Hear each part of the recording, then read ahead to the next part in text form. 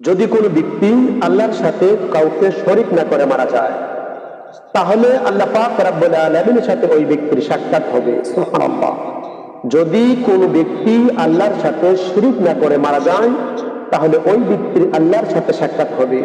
হযরত জাবের রাদিয়াল্লাহু তাআলা আনহু থেকে বর্ণিত মুসলিম শরীফের 93 নম্বর হাদিস, এক ব্যক্তি রাসূল পাক সাল্লাল্লাহু তাআলা আলাইহি সাল্লামের কাছে এসে বললেন, ইয়া রাসূলুল্লাহ, দুটি ওয়াজিব বিষয় কি?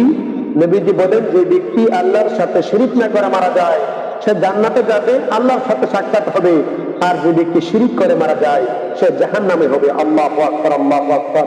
আমরা শিরক থেকে নিজেদেরকে হেফাজত করব।